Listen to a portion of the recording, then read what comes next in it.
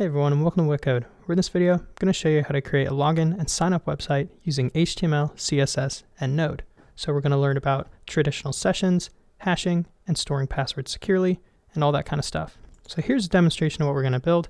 This is our website right here. It's called Space Travelers, which is essentially just a pretty crappy website to be honest, but it's got all the basics to it.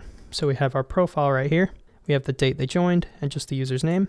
And then on our homepage, it just lists out all the registered users. And so if we log out, this is our login page. If we log in as a user, we have registered with the correct password. Then we log in successfully, and we can see our profile, we're WittCode. Then we can, if we try and log in with an invalid username like this, we will get invalid username or password. We can sign up. So let's create another user like this. We sign them up. Now they've been added to the registered users.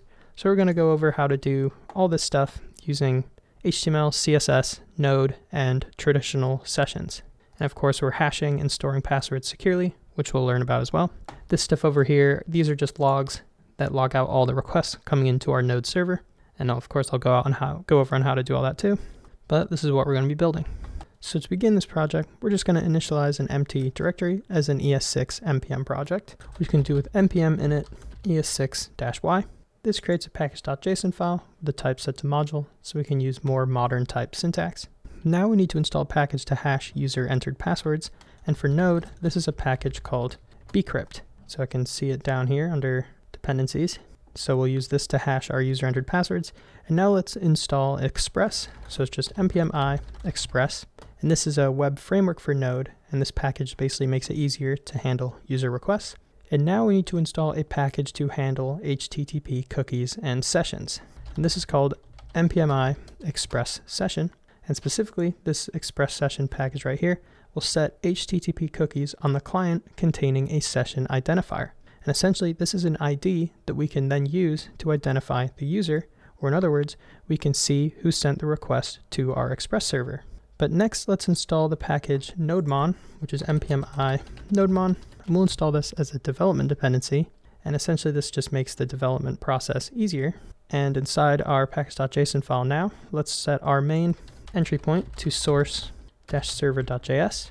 And then we'll create a simple start script right here, which will run our project with nodemon, specify an environment variable file called .env, and then just run our entry point. And note that to use this env file flag, you must be using Node version 20.11 or higher. So if you're not using that, use something like .env or another way to get your environment variables. But let's create this environment variable file right now. So it's just going to be called .env, and this will contain things such as the location of our Express server. So we have, it's going to be on localhost, our port, and then the URL. And we're also going to create a secret. So down here, it's called secret. And this secret is essentially going to be used to sign the HTTP cookie sessions that we set on the client. And this essentially makes it so that we can verify that the user is who they say they are. And because if we didn't sign a session with this secret, then anyone could forge sessions and send them to our server. But we've got our setup essentially done. So now I'm going to create our server.js file inside our source directory. And before we start coding, let's just import our libraries and also initialize some of our environment variables. So we're importing Express, Express Session, and Path. And these right here are controllers and services that we will create. Our auth controller will handle our authentication routes. The HTML service will generate HTML to send to the client. And our user service will handle logic involving users. And we will create these later on, which you'll see. But now let's add some global middleware to Express. Once again, I'm just going to paste all this in. So underneath all this stuff, let me minimize this window here. Scroll up. So first what we're doing is we're creating an Express app. Then we're handling our JSON and URL encoded payloads. And of course, our username and password will come in as JSON payloads. Then we add a logging middleware, which is just going to log out the date, request method, URL, and then the body if there is one before going to the next middleware.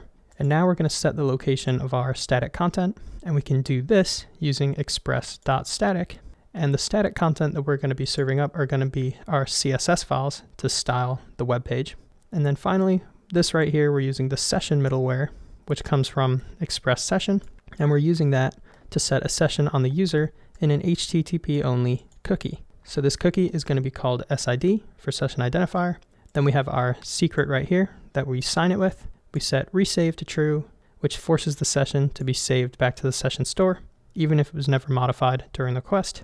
And then we set save uninitialized to true, which basically means that we will save even new sessions to our session storage. So this here essentially allows us to identify where the request is coming from or what user is sending it. But now let's handle our login route. So this is essentially just some bootstrapping stuff to get our Express server working. But now let's handle get requests to our login route. So I'm just going to paste this in again right below here. And essentially what we're going to do is the HTML returned from this route will depend on if the user is authenticated or not. So right here is if the user is authenticated. And if they are, we're going to get all the users that are registered. And then we're going to generate some users HTML with these users and send it back. Whereas if the user is not authenticated, then we're going to send them just the regular login page. And we'll create these methods, of course, but we also have right here an optional error that we can send, say, such as if they provided invalid credentials when logging in, which we can then send back to them. And note right here, so rec.session.user, so the Express session middleware, which is what we're using right here, that attaches a session object to the request. So that's where this session right here comes from. And when a request comes in with a session cookie attached, it will essentially retrieve the ID from this cookie and look up the session in its memory store. So under the hood here, this Express session middleware is storing all its session cookies in memory. And so when it retrieves a session, it'll have that session ID and it'll look up that session from memory. In production, we would want to store these sessions in a database, but as long as we're in development, storing them in memory should be fine. But now we've got that out of the way, let's create our user service and HTML service classes. So the stuff that we have right here. And so these are going to be in a folder called services, and we're going to have our HTML service.js, and then we have our user service.js. And the first one I'm going to paste in is going to be our user service. So right here, first thing we're going to do is import something called a user DAO, which is what we will create, and I'll go over what that is in a second. But we export our user service class. We handle database user queries, or essentially this user DAO is going to be what we use to handle database or interact with a database. And for each service, we have a database instance connected to it. And then for get users, we're just going to return the users from our database. And then for get user, we take a username and we return a specific user from that database. And let's create this DAO right now. So we're going to create another folder called DAO. And inside here, user DAO.js. And so real quick, DAO stands for, or DAO stands for Data Access Object. And basically it's a design pattern to separate data persistence logic into a separate layer. So we're putting all our database logic in its own file essentially. But that's just going to be this right here. And we're not going to be using actually a database for this. Instead, we're just going to use a static instance. So we're going to store our users in an array. That's a static instance of our user DAO. And for insert user, we're just going to push that user to the array. For get user, we're going to find the user with that username. And for get all the users, we just return all of them. And now that we have that out of the way, let's create our HTML service. And this is going to be a lot of code, but it's pretty simple because all it is just a bunch of HTML that we are going to generate for all our routes. So I'll paste this in here and let me go over just what's going on. So basically, instead of using a template engine, which you might hear with Express a lot, so in a template engine like Pug, we're just going to generate HTML as dynamic strings. So for example, we can generate our login HTML dynamically by using a function, where if we receive an error, then we get to change it by adding that error. But let me go over each one of these. So first we have our nav bar, and the navigation bar is for the user's list page and our profile page. So it's essentially only displayed when a user is logged in. And here is where we generate our login HTML. And essentially all it does is it has our link tags to all our CSS. And this is the important part right here, where we have a form that will send a post request to -auth-login. And this payload will contain our username and our password. And the submit button right here is what submits the form. And then we have our dynamic HTML error, whereas if there's an error such as the username and password don't match, we will display that error right here. And then we have a switch, so we can switch if you're already signed up. This is where you can switch to that sign up page. And next we have our generate sign up HTML, which generates HTML for signing up a user. And this is basically the same as our login HTML, except for our form, we submit a post request to auth-signup as opposed to -auth-login. And also we have errors again. So say you take a username that's already taken, we will log that error out. And then we have switch to register. There should be switch to login right here, where if you're already a member, you just log in. Then we have our users HTML, which will essentially, it's the one that displays all our registered users. And in here, we have our style tags or style sheets. We have a nav bar, and then we just loop through our users, which are passed in here, and display a paragraph tag for each one of them. And then for our profile page, it's essentially the same as the users, except where we have our nav bar and stuff, but instead of displaying all the users, we just display the single user with a welcome and the date that they joined the application. And something else I want to notice or point out is notice how each file has a globals.css link. So globals.css, globals.css. This is a file that essentially contains styles that are used throughout the application.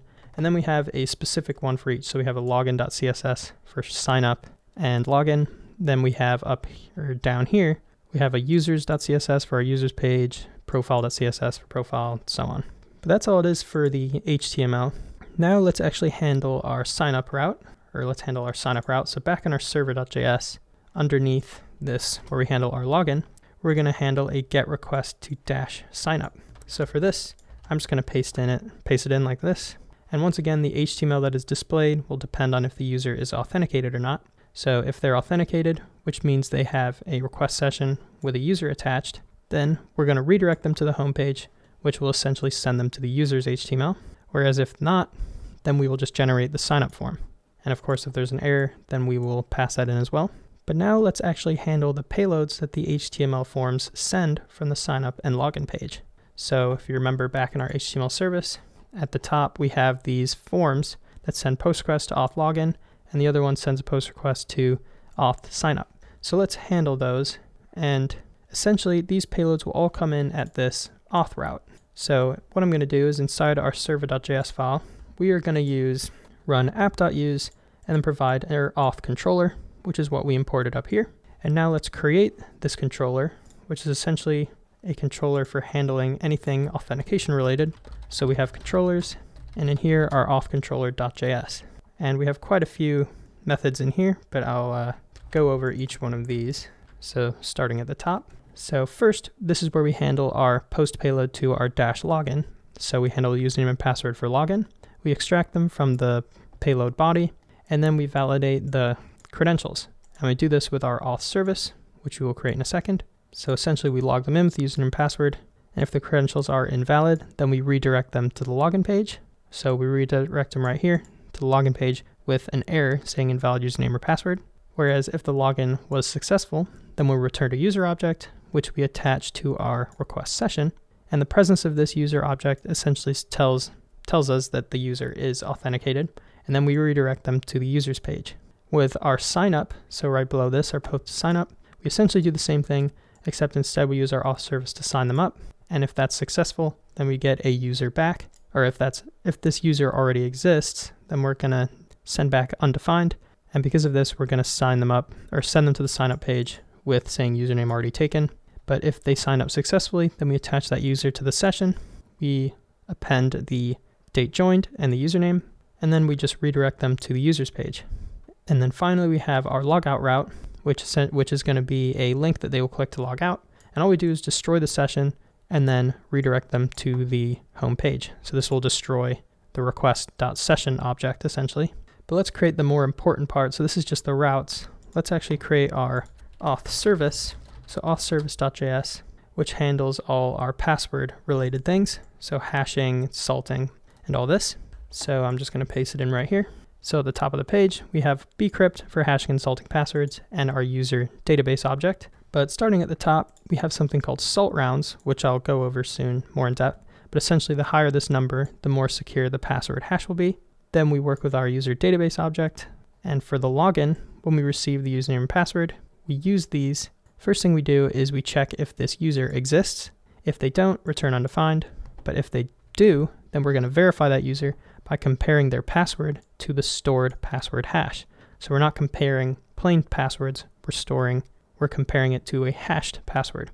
And if this verification is true, then we've passed and we return the user. For signup, first what we do is we check if the user already exists. If they do, return undefined, because that means the username is already taken. Whereas if not, we're going to generate a salt to hash the password with using our salt rounds.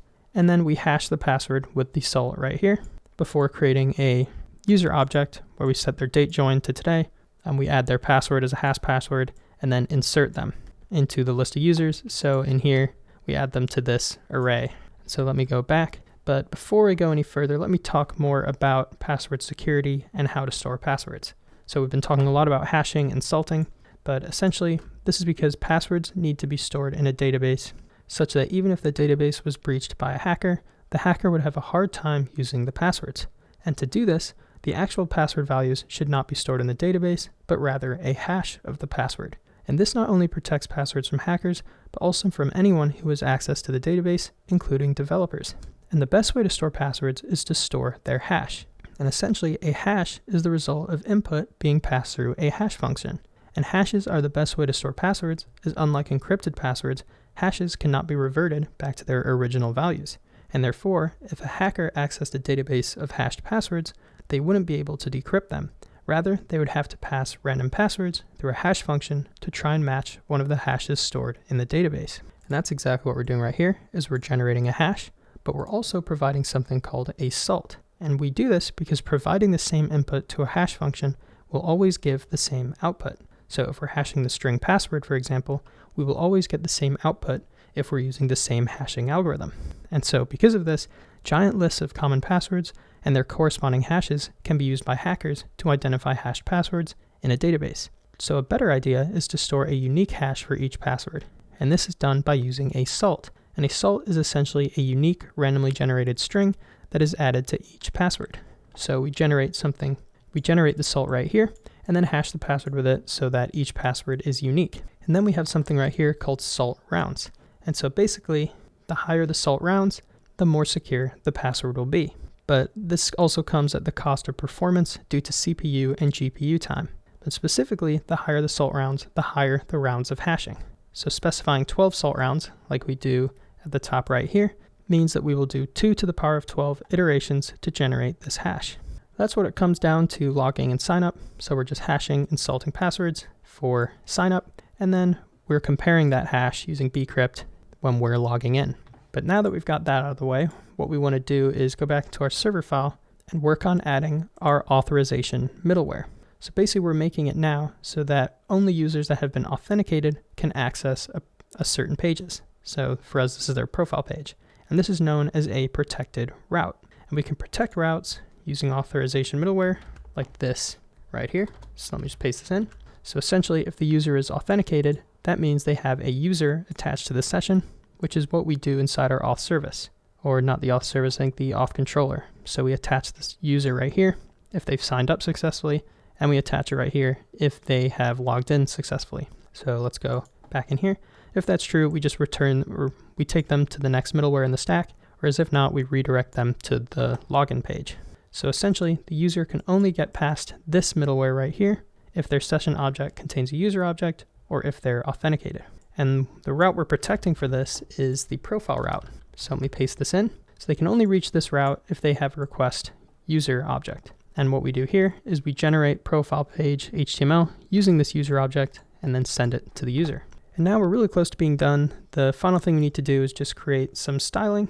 So this is where our static content is going to be served up from, and it's our CSS files. The first one is globals.css, which is the one that's used in basically every HTML form.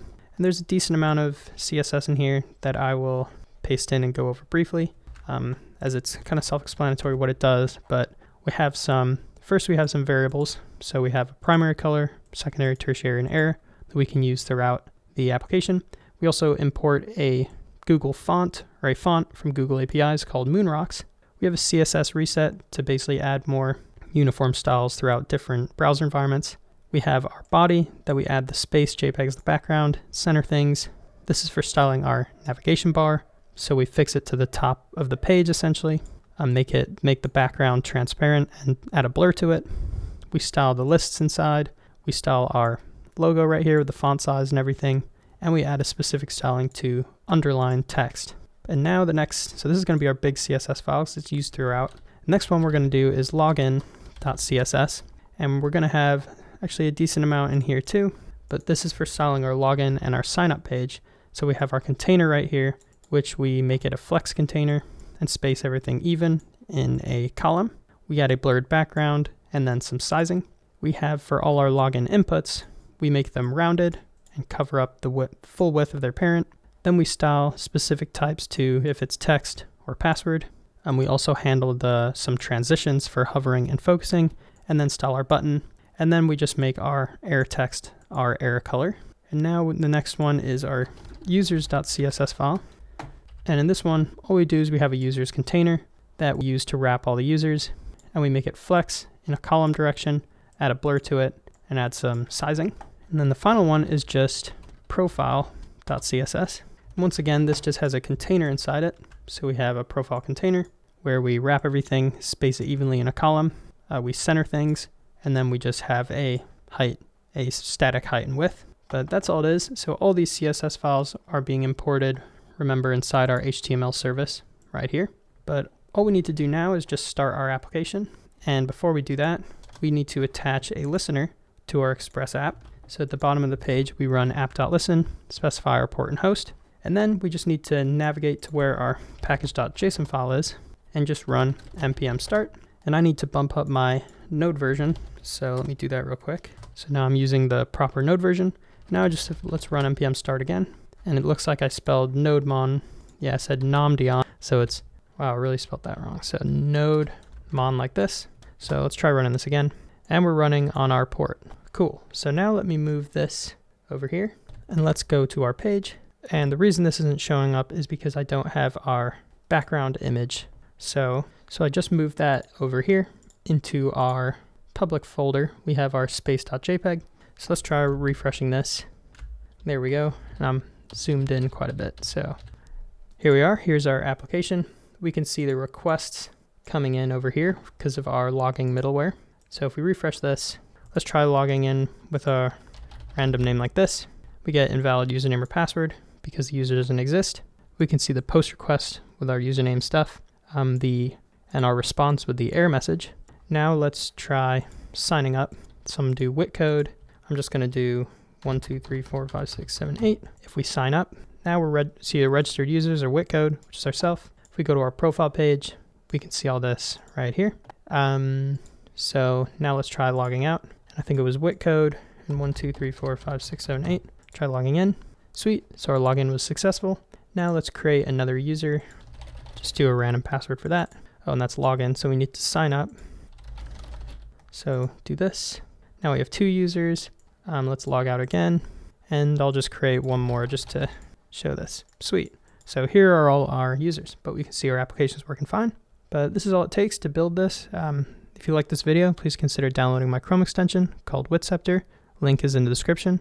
But besides that, thank you for liking and subscribing, and I hope to see you in the next one. Have a good one.